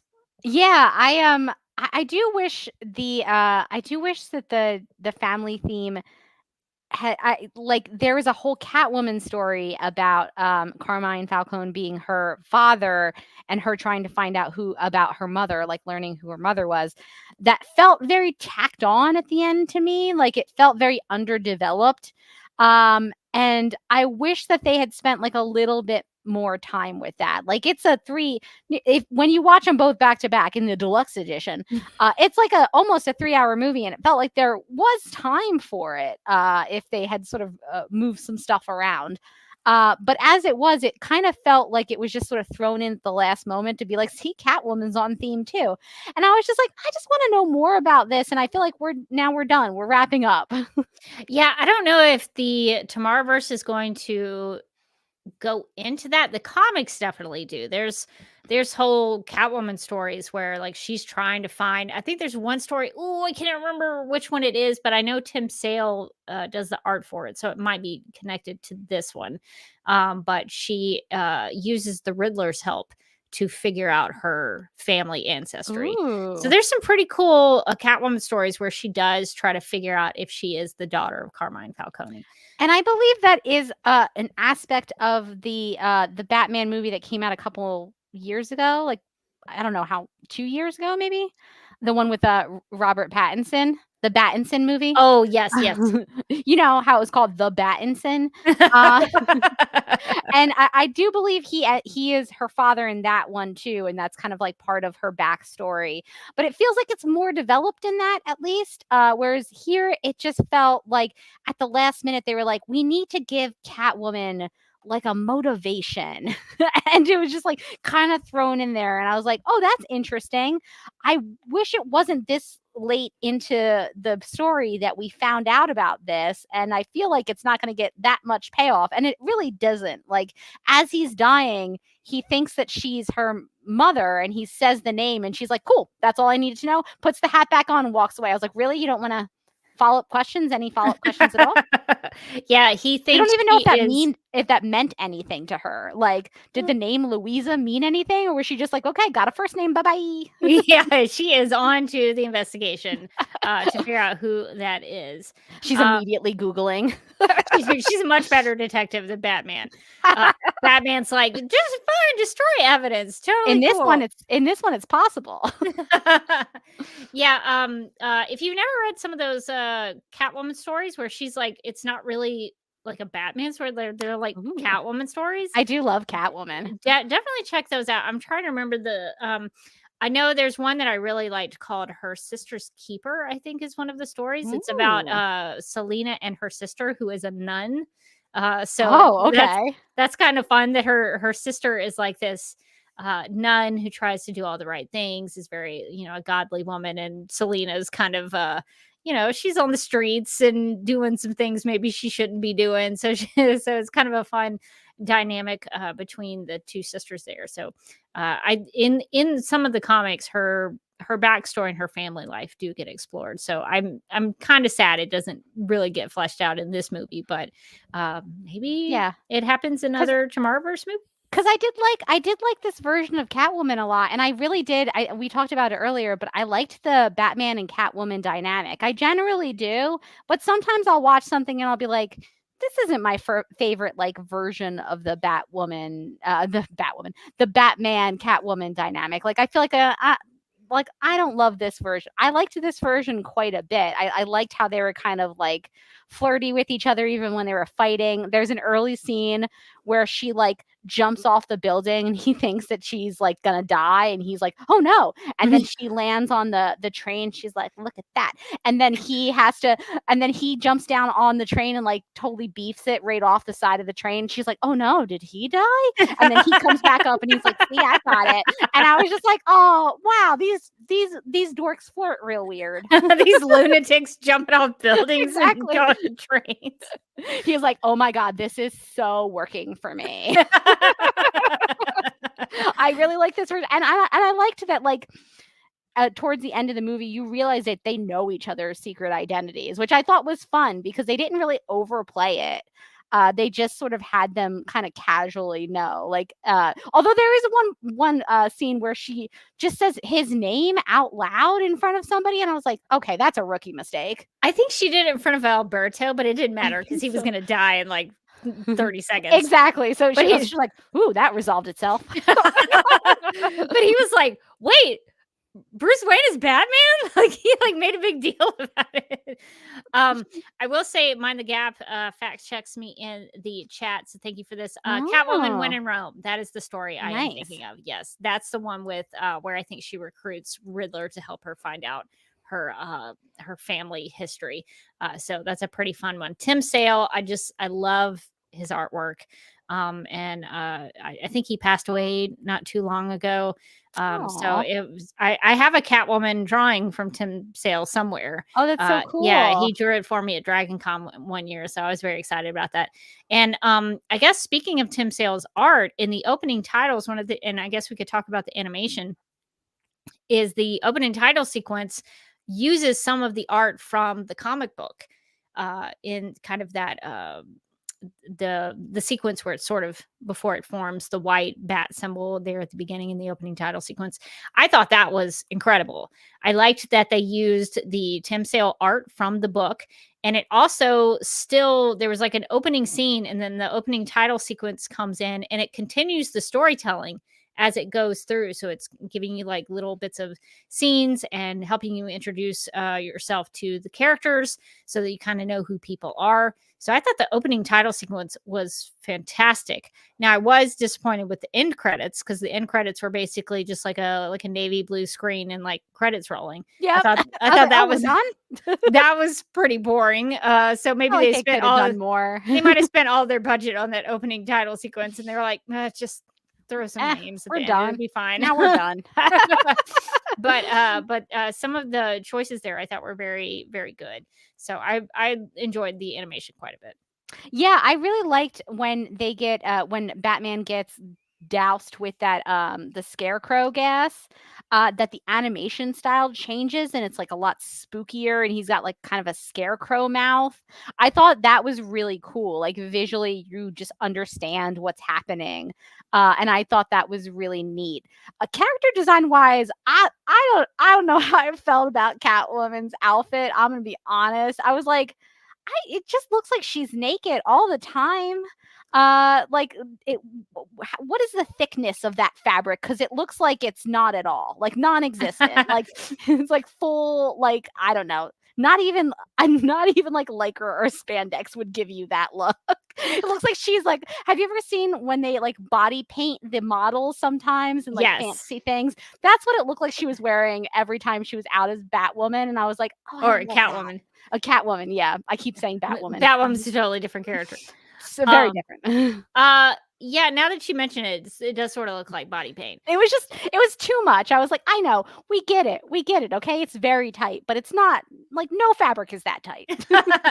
I believe somebody can fact check me, but I think Catwoman looks different in the Long Halloween. I think she has more of a purple suit and more of a cat mask in the book. So I think you might like her look better in the book than in this movie. I think they did some different choices style-wise for her in the movie. But her book counterpart is more cat-like. Yes.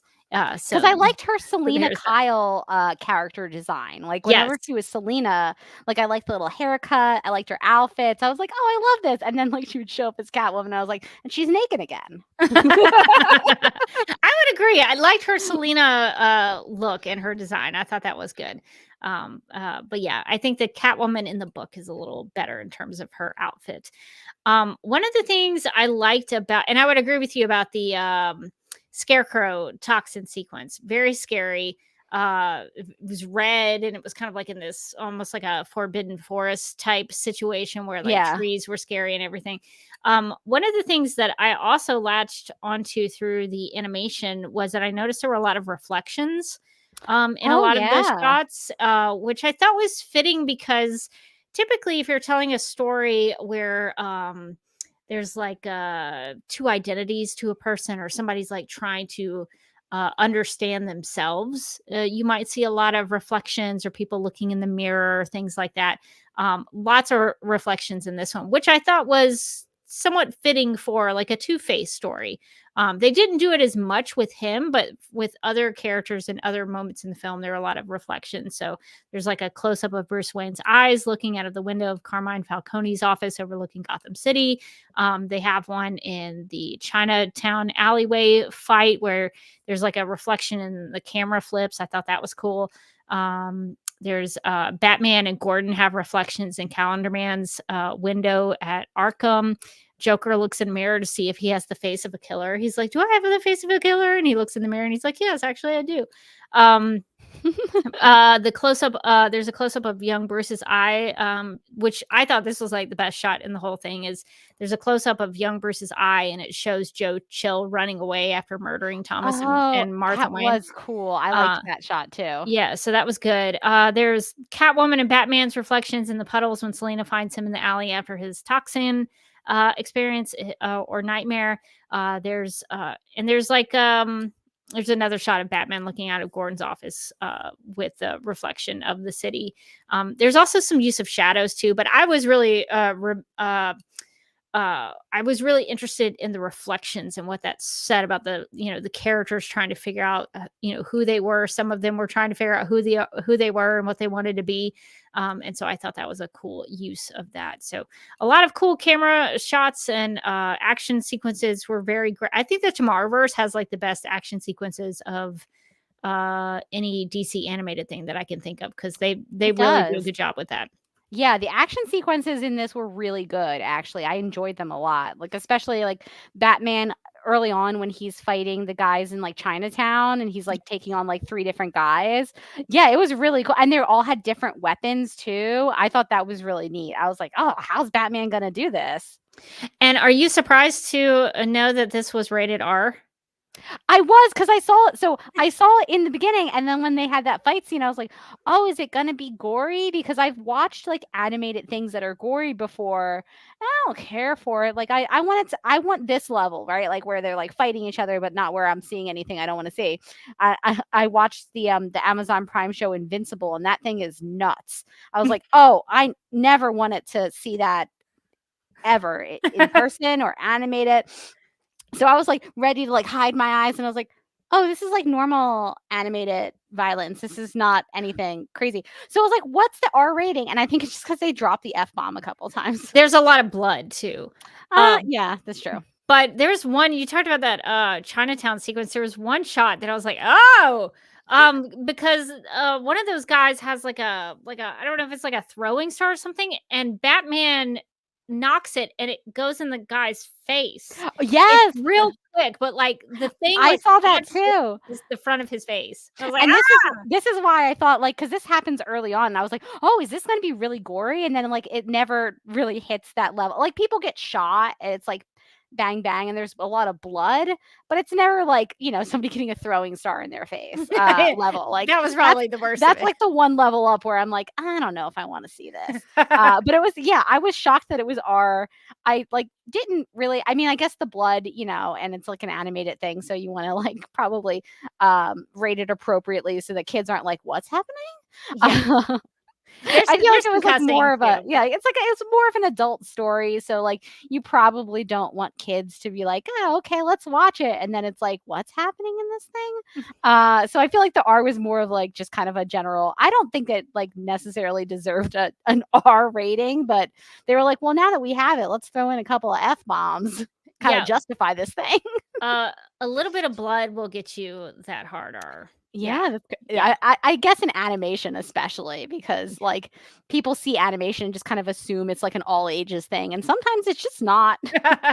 Well, and I thought it worked for this story, and I think the book is kind of violent like that too. But That makes sense. but the way that like the the mob families get murdered and things like that. I mean, it was pretty bloody, and I think that actually gave a seriousness to what was happening to them, and the fact that that they didn't know who it was, and they didn't know where they were going to attack next. They probably guessed the day that there was going to be an attack. If any holiday probably would have had an attack, but they didn't know what was going on, and so these things that happened to them were very serious. So I think having a lot of that blood really, for me, it made it more of a uh like stakes got higher because of how much blood there was. I guess Morgan, is there anything else that you wanted to address about the movie? I think we covered everything. I just wanted to say like I liked this one a lot. I think this as we have begun our our trek through the Tomorrowverse, I feel like it's been a little hit or miss if I'm being honest. And this one was a hit. I actually like this one. This is probably the one that we've watched so far that I've liked the most, which is ironic because it is so long. Uh, so I was already primed not to like it. I was like, nothing needs to be this long. Won you But over. yeah, it won me over. I was like, okay, the Long Halloween Deluxe Edition. Let's do this. I thought they did a good job with the story. I thought it was compelling. I thought they, I think if I had watched it in two parts, I would have also liked it. But I do think that like it works as one kind of whole story together. I think where they split, I could tell where like movie one would have ended and movie two began. Like with the poison ivy stuff. Yeah, you could Yeah. tell it's like the poison ivy stuff is the end of like essentially like movie one, and then movie two starts with the poison. And I think that's like a good place. Like I think that they made a good cut where they did for like the storytelling. But I just thought overall it was like really well done. It was fun to watch. It wasn't, it didn't feel like it dragged a lot in any places. And I think that they did a good job with all the characters. So I like this one a lot. Yeah, I'm wondering if they put a little more effort into this one because it's Batman. It's Batman. You know they're gonna bring their A game for Batman. When DC goes out, they're like, how do we get Batman in it? How do we make it about Batman? So I should have known that they were gonna be bringing their best material to this one. But then also this book is beloved and very popular and one of the best good Batman source stories. material. Yeah. So they probably wanted to honor this one. And I think even though they changed some things and some kind of big things they changed, but I think other than Batman letting Gilda burn evidence, it was not great. Other than that, I still can't get over that. He was with her while she was doing it. But other than that, he could have just been like, why could you stop? Yeah. I maybe want to put both of you in jail. No, Gilda. No. I remember seeing an early comment from Mind the Gap who said, I believe they said Long Halloween was in development before they decided to make it part of the Tomorrowverse, which maybe you could argue is why it was one of the better ones. I guess we're like, just use these people. It's part of the same thing, right? So good. Yeah. So, yeah, I would agree with you, though. I think this is probably the best thing that we've watched in the Tomorrowverse so far. I really like the Legion of Superheroes movie. Obviously, got Supergirl, Legion, weird Brainiacs. They're so good. But I think this Batman, The Long Halloween, I think was very good. So they did a good job adapting it and also bringing some new things to the table in terms of the style and the storytelling. So I would recommend it if you're interested in it. Even if you don't want to watch all of the Tomorrowverse like we are doing, even though you should, and you should listen to all of our episodes. You should be prepared. You should Yeah. be prepared and ready, like us. But if you only had 3 hours to kill instead of all of the other ones, I think this is a good watch that would be worthy of your time if you wanted to spend that time with a DC movie. Okay, well, Morgan, I have some snap judgments that we can make about The Long Halloween. So let's get to them. In the game of snap judgments, each person is presented with 2 options, but must only choose one. First instincts are recommended and explanations are unnecessary. Okay, our first snap judgment is better half of Harvey Dent, the district attorney, or Two-Face, the coin-flipping maniac. Like if you were gonna write a story that only could have one of them, which would I mean, I think I would focus on Harvey Dent just because I don't have the puns in me. I don't think I could keep up the two-ness. That's fair. Two-Face. That I think that's too much work. So I might want to tell like the early story of Harvey Dent. Like what did he do at Gotham City University or whatever they said he went to? He went to school. What was he doing in law school? Who did he like? What was he doing? So I think. So I think if I had to write a story using only one of them, I think I would go Harvey Dent, district attorney. There's more that you can do, I think, with that. That's true. I would do the opposite. I would go Two-Face. Listen, Harvey Dent's like not a great husband, okay? But Two-Face, like, what if Two-Face learns to love again? I think it would be actually really funny if you tried to do like a law procedural show, but it's like Two-Face. So like sometimes he's like a really good lawyer, and then like sometimes Two-Face just like murders somebody, and he's like, oh no. Or what if it was like a romantic comedy where he did learn to love again, but it was like a Beauty and the Beast kind of situation. Yes. Could she love him at his Two-Face?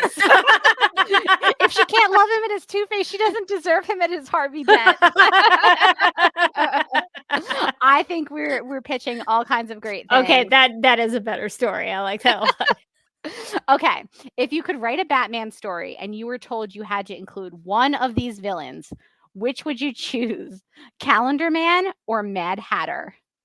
As much as I like Calendar Man, you could really play with holidays. You sure could. But I like Alice in Wonderland, so I think I would want to lean into the Mad Hatter of it, because I think Mad Hatter is an underused Batman villain. He is. I think there are stories to explore with him. Plus, he's got that jaunty hat that he wears. I love the hat. I think it's like fashion icon status.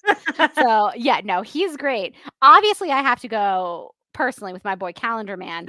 And all right, so I'm writing a story about him. Yes. It would definitely be about Taco Tuesday. I think it's like about like, as he slowly comes to terms with how much he loves Taco Tuesday, he fights it, but he can't fight it for so long.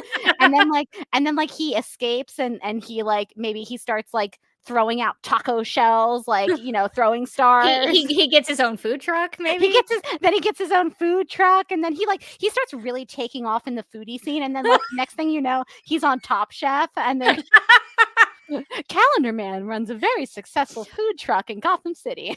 And I think the end of that story has to be him campaigning to make Taco Tuesday like an official holiday. Oh, official holiday. Like a federal holiday. On all of my calendars. It's really important. These are the issues that people care about. And everyone's like, we don't care about it too much. He's like, everyone cares about this. And then everyone has to eat tacos every Tuesday from then on. Mandate it. He gets like really intense about it. That makes him the villain of the story, though, because some people are like, I don't like tacos. I'm tired of eating tacos. It's Tuesday. I want to eat something different. He's like, no. We've talked about this. He just goes too far. He goes too far with the Taco Tuesday. I think that would be a beautiful and haunting story. I like it. We should work on it. We've got it. We're workshopping. Okay. In the movie, Alfred is ready to hand out a Choco Chunk candy. We know that they're the small ones, but okay. But if Alfred was in our real world, which Halloween candy do you think Alfred is giving out to trick-or-treaters? Candy corn or York peppermint patties? York peppermint patties seem a little fancier to me. Yeah. So I think Alfred probably would want a little higher class candy. I think there's something funny about the idea of somebody just like handing you just like a handful of candy corn that like they've like just fully taken in their hand and they just kind of like dump in your bag. Maybe it's packaged. It's funnier if it's not. It probably should be packaged. I trust Alfred, but I'm not eating the candy corn he hands me. You know. So what was the finest candy corn? The finest candy corn money could buy. I'm also going to be go with peppermint patties because I think that they're fancier. They're more sophisticated. Yes, more sophisticated candy. Yeah, that feels like Alfred would be into that. So I'm glad that we made all of these very important Batman the Long Halloween related snap judgments. Thank you for making those choices with me, and I think we'll wrap up snap judgments now. No judgments on your snap judgments. Rachel does disagree with you. She thinks Alfred's giving out full-size candy bars. They looked small to me, but you might be right. I wasn't spending that much. I spent a lot of time on this podcast ragging on him, but I actually didn't spend that much time looking at it on screen. So, but the thing that I think is important to mention that it was all the same candy bar. He didn't have any. It wasn't like a variety pack. It was just like not even some loose candy corn. Well, he doesn't see a lot of trick-or-treaters, so he is just excited to be there. All right. Well, I think that's going to do it for this episode of Supergirl Radio. If you'd like to contact Supergirl Radio, you can post a comment on our website at supergirlradio.com. You can email us at supergirlradio@gmail.com. You can like us on Facebook and follow us on X and Instagram, all at Supergirl Radio. If you like what we do, we encourage you to give us a rating and write us a review on Apple Podcasts and anywhere they have reviews for podcasts. Supergirl Radio is part of the DCTV Podcast Network and the Multiverse of Color Network, so go check those out. You can hang out with us as we go live and wired on Tuesday nights at 9 p.m. Eastern on the DCTV Podcast YouTube channel. We're also live on the Supergirl Radio Facebook page. DCTV Podcast also has a TeePublic store, so if you're in need of new DCTV related t-shirts, tank tops, sweatshirts, onesies, mugs, notebooks, pillows, or stickers, they got all kinds of things in the TeePublic store. You can go to supergirlradio.com and click on the TeePublic store link at the top of the page. And since we talked about Batman, the Long Halloween Deluxe Edition, we have some Batman designs in the DCTV Podcast TeePublic store that we would love to suggest to you, including my boy Solomon. Solomon Grundy. We got some Solomon Grundy designs in there, and we got some Batman designs. So if you are in need of new Batman stuff, go to the DCTV Podcast TeePublic store and check out our merch. We would also like to thank our legion of super sponsors for supporting the Supergirl Radio Patreon. These people are Michael, Anne Marie, Yvonne, Nicola, Abby, Miriam, Nicole, Brian, Ethan, Danny, Majuba, Zachary, Annie, and Rachel. If you would also like to support the podcast and become a Legion of Super sponsor, you can go to patreon.com/supergirlradio. If you would like to keep up with me, you can find me on Instagram at the Derby Kid and on social media on the social media platform Vero. I'm over there at Derby Kid. If you were on Vero, you would know that I watched Craig Gillespie's movies over the weekend because I posted about them over there. And I also have a YouTube channel that you can find at youtube.com/duckmilkprod, hoping to get some new content up there. I also do a travel blog with my brother. You can find us on social media at Oasis Broom. So if you want to go check that out and see where we've been, hopefully I can get some more content up there soon. But those are all the ways that you can keep up with me. And you can find me on Twitter and Instagram at Mojotastics, and also as a co-host on the Legendary Ladies podcast, where last week we talked about the new Beyonce album. Next week, we're going to be talking about the new Maggie Rogers album, and we're also going to be talking about the Quiet on Set documentary about Nickelodeon, which will be interesting because we're all kind of different Nickelodeon generations on that podcast. So some of the stuff that I was watching, I was sort of watching more as like somebody who had heard about those shows but hadn't necessarily watched them growing up. But I think Kat and Amy did watch them growing up, so that should be interesting. And you can check us out on all the social medias at The Legendary Ladies, including YouTube, where we post up streams of our podcast episodes. So if you ever felt like watching them, you can go to YouTube at The Legendary Ladies and subscribe and check us out. You'll always know when a new episode comes out. Yeah, that's exciting about the Quiet on Set documentary, because I watched that as well. Good. I am I had watched the I used to love the all that, which is like dates myself, but the other stuff I was like I had heard of, but it was like I had kind of aged out of it. same for me. I almost aged out of all that. So I was on that cusp where like all that and this is gonna date me. I was of the Nickelodeon generation where I was watching Clarissa Explains It All. Oh, such a good one. I wanted to be Clarissa Darling. She was so cool. She was who I wanted to grow up to be. I watched a lot of Hey Dude. Hey Dude. Oh, Hey Dude was really good too. I watched a show called Welcome Freshmen, which I had to look up because I only had I had vague memories. I don't think I remember this one. I remember these like kids who would get together and talk in their school, and there'd be like history lessons in there, and I couldn't figure it out for the longest time, but I found it. I think it was called Welcome Freshmen. I also watched a lot of Doug. So that was like my Nickelodeon experience. So by the time I got like into high school and out of high school, like all of that stuff happened, and so I was like learning a lot during that documentary. Yeah, me too. I didn't know about this. Yeah, it's so funny, like somehow the stuff that we watch when we're younger, like just imprints. Like I can still remember the song that they used to sing in Doug when they were like banging on a trash can, and I was like, I'm trying to do my taxes. I like can't remember what I did last year, but I can remember like the banging on a trash can song from Doug, and I was like, why is the human brain so useless, right? Like. Why does it hold on to things I don't need and nothing I do?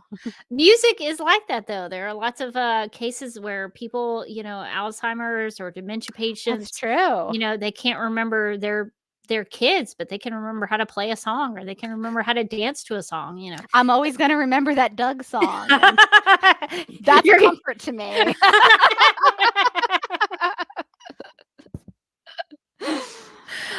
Well, music is very important. Music has a really long-lasting effect on people. So I'm glad you have that with that song from Doug. But yeah, so a good documentary, tough to watch. Very dark doc. You want to go in with like knowing it's going to be pretty depressing. Like you don't want to be surprised by it. And I think I have frozen up. I thought we were gonna one. Well, we have gone long. We're so close. I don't know if we're gonna come back in. But if you want to hang out with the chat and address some comments, I will try to restart and see if we can wrap this up. I see Rachel in the chat says, okay, but imagine the Mad Hatter wearing Hat's hat. And now it's all I can imagine. And I think that would have been amazing. And I think that the Mad Hatter would like really enjoy Hat's hat too, because it's got like a bunch of tricks up its sleeve. I also see when we were talking about the things that we remember from when we were younger, Mark said, I was around for the original Scooby-Doo, Where Are You? In its original run on Saturday mornings. That's another song that I don't think I could ever forget, no matter how hard I tried. So that's also in there, along with the Doug song. Thank you for covering for me. I hope you had a good time hanging out with people in the chat. It sounds like there's some more musical nostalgia there. So that is exciting. Well, I guess since I'm having troubles with this stuff, which I thought I had fixed, but no, still have to. I think if I go too long, maybe we need to make some of the episodes shorter. StreamYard is telling us to like tighten it up. Morgan complains a lot about movies being too long, but aren't all of her podcasts a little long? StreamYard is very judgmental. Yes. So we are getting pushed off by StreamYard. So I guess that will take us to the end of the episode. So this is the that's going to do it for this episode of Supergirl Radio. But until next time, I'm still Rebecca Johnson. And I'm still Morgan Glennon. And remember, 2 heads are better than 1.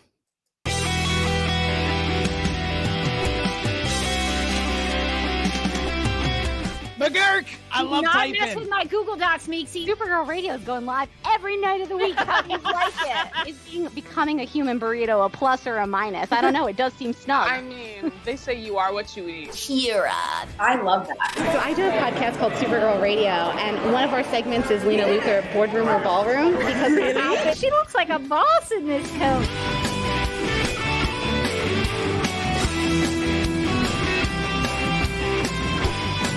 Nasty Luthor like a different Luthor? It's not just Lena being mean? Helen Slater here. So fun to know that you're hosting a podcast called Supergirl Radio. Yeah!